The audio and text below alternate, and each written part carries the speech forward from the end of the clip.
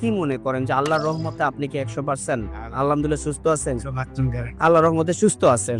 আচ্ছা, উনি যখন অসুস্থ অবস্থায় ছিলেন তখন উনি কোনো কাজকর্মই করতে পারতেন না, উঠতে পারতেন না, বসতেও পারতেন না, সব অবস্থায় থাকতে হতো না। আল্লাহর রহমতে বর্তমানে উনি সম্পূর্ণরূপে সুস্থ আছে। এজ এ রিপোর্ট অনুযায়ী শারীরিক এবং মানসিক সব দিক থেকে উনি আলহামদুলিল্লাহ অনেক ভালো আছেন। আসসালামু আলাইকুম ওয়া রাহমাতুল্লাহি ওয়া বারাকাতুহু। আমি doctor Mohammad Aslam, DHMH BHB Dhaka, BHMH on course Dhaka বিশ্ববিদ্যালয়। বর্তমানে বিশ্বনন্দিত ক্যান্সার চিকিৎসক অধ্যক্ষ ডক্টর এস এন সারোয়ার স্যারের চেম্বার গণস্বাস্থ্য হোমিওতে এজ এ ক্যান্সার চিকিৎসক হিসেবে নিয়োজিত আছি। প্রতিনিয়তই আমরা বিভিন্ন ক্যান্সার রোগীদের রিভিউ নিয়ে থাকি। আজকেও তদ্রুপ আপনাদের সামনে আমি একটা ক্যান্সার রোগীর রিভিউ নিতে যাচ্ছি, যিনি কিনা আমাদের এখানে দীর্ঘ 7 মাস চিকিৎসা করে আজকে 8ম মাসে আসছেন। চলুন আমরা সরাসরি রোগীর মুখ থেকে শুনি রোগীর কি কি প্রবলেম ছিল, রোগীর কি হয়েছে বা কি আসার বিষয়। আসসালামু আলাইকুম। আসসালামু আলাইকুম। ওয়ালাইকুম আসসালাম। ভাইজান কেমন আছেন আপনি? আছি আলহামদুলিল্লাহ। রোগী আপনার কি হয়? আমার বাবা। আপনার বাবা। আপনাদের চিটাগাং এর বাসিন্দা? জি। আচ্ছা, চিটাগাং এর ভাষা আমাদের একটু বুঝতে অনেক সমস্যা হয়, বিধায় কথা আপনি বলবেন, এই তো?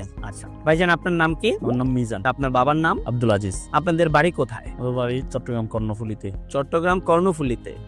সিকলবাহা আদর্শপাড়া। আদর্শপাড়া হলো গ্রাম? জি। গ্রাম হলো আদর্শপাড়া। নাম কি ইউনিয়নের নাম? সিকলবাহা। সিকলবাহা। এটা কর্ণফুলীতে পড়ছে, চিটাগাং? জি জি। আচ্ছা, চিটাগাং এর ওখানে গিয়ে এই নামে আমরা যদি খোঁজ করি, আপনাদের বাড়ির নাম জানি কি বললেন? আমাদের আব্দুল আলী সিকদারের নতুন বাড়ি। আব্দুল আলী সিকদারের নতুন বাড়ি? জি। আচ্ছা, উনি আপনার বাবা সর্বপ্রথম কি সমস্যা ভাবে আক্রান্ত ছিলেন, কেন আপনারা হসপিটালে গেছিলেন? ওনার সর্বপ্রথম গলায় প্রবলেম হইতো, খাওয়ার দাওয়ার খাইতে সময় মনে হইতো ওনার কিছু একটা বাঁচতেছে জি গলার মধ্যে। জি। হঠাৎ রমজান 25 বা 26 রমজানের দিকে এটা ফেটে যায়। কত সালে? এই গত রমজানে। গত রমজানে? জি। আচ্ছা, ফেটে যায় ওটা। ফেটে যাওয়াতে ওইখান থেকে তুতুর মতো কিছু একটা জিনিস বের হয়। বের হওয়ার পরে কয়েকদিন উনি এত কেয়ার করে নেই। আচ্ছা। হঠাৎ জ্বালা পোড়া শুরু হয়। জি। জ্বালা পোড়া শুরু হওয়াতে আমরা একটা ডাক্তার দেখাইছিলাম। ডাক্তার পরামর্শ অনুযায়ী বিভিন্ন পরীক্ষা নিরীক্ষা করাইছি। পরীক্ষা নিরীক্ষার মধ্যে এটা কি বলে, গলার এন্ডোস্কোপি করেছিলাম। হ্যাঁ, এন্ডোস্কোপি করাইছি। এন্ডোস্কোপিতে বলতেছে যে ওনার গলার অবস্থা ভালো না, আপনারা দ্রুত হসপিটাল ভর্তি করান বা বায়োপসি করান। আচ্ছা আচ্ছা, আমরা বায়োপসি করানোর জন্য বিভিন্ন জায়গায় গেছি, অনেকজনে অনেক রকম ডিমান্ড করছে। জি। শেষ পর্যন্ত আমরা চট্টগ্রাম হসপিটালে বায়োপসিটা করি। ওইখানে বলতেছে যে ক্যান্সার। জি। ক্যান্সার ধরা পড়ার পরে বিভিন্ন ডাক্তারের সঙ্গে যোগাযোগ করি। ওনারা বলতেছে যে কেউ বলতেছে থেরাপি দেওয়ার জন্য, কেউ বলতেছে অপারেশন করার জন্য। এখন বাবাকে যখন প্রশ্ন করলাম আপনি কি থেরাপি দিবেন বা অপারেশন করবেন, কোনটা করবেন, উনি বলতেছে আমি অপারেশনও করবো না, থেরাপিও দিব না, আমি যদি বেঁচে থাকি যা কয়দিন এভাবে বেঁচে থাকবো, না হলে মারা গেলে তো চলে গেলাম। জি। তো আমি আপনাদের এখানে রিভিউ দেখলাম ফেসবুকে, বিভিন্ন রোগীর সঙ্গে আমি অনেক যাচাই করলাম। প্রায় 1 মাস ধরে আপনাদের এগুলা খুঁজে যাচাই। আমাদের যে পেজ আছে, আপনি নিজে ঢুকে আমাদের ভিডিওগুলো দেখেছেন, রিভিউ দেখেছেন, এটা প্রায় আপনি 1 মাসের মতো কন্টিনিউ করছেন। আমাদের বিষয় যাচাই বা জি। 1 মাস পরে আমি খোঁজ নিয়ে নাম্বারে আমি যোগাযোগ করি। তারপর উহি একজন ছিল, ওদের 2 জনের সঙ্গে আমি যোগাযোগ করি। যোগাযোগ করে ওদের থেকে ঠিকানা নিয়ে এখানে আসলাম। এখানে এসে চিকিৎসা শুরু করলাম। আমরা টোটাল কত মাস ব্যয় চিকিৎসা করছি?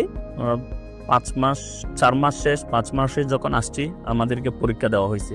মানে আমরা যখন সব রোগীকেই বলি যে আপনারা 4 মাস আমাদের এখান থেকে ওষুধ খাবেন, 4 মাস ওষুধ খাওয়ার পরে আমরা পুনরায় আপনাদের পরীক্ষাগুলো করব। তো আমরা পরবর্তীতে 4 মাস ওষুধ শেষ করছি। শেষ করে 5ম মাসে যখন আপনি আসছেন, তখন আমরা আপনাকে কিছু পরীক্ষা নিরীক্ষা দিয়েছি, এবং সেই পরীক্ষার রিপোর্ট অনুযায়ী আল্লাহর রহমতে আমরা যখন পুনরায় যে পরীক্ষাগুলো দিচ্ছি, সেই পরীক্ষাগুলোতে ক্যান্সারিয়াস যে মার্কার আছে, আমরা এজটা ক্যান্সার নির্ণয় করতে গেলে যে মার্কারগুলো আমরা পরীক্ষা করি, সেই মার্কারগুলো আমরা পরীক্ষা করে দেখলাম যে আল্লাহর রহমতে এটা সম্পূর্ণরূপে নরমাল আছে।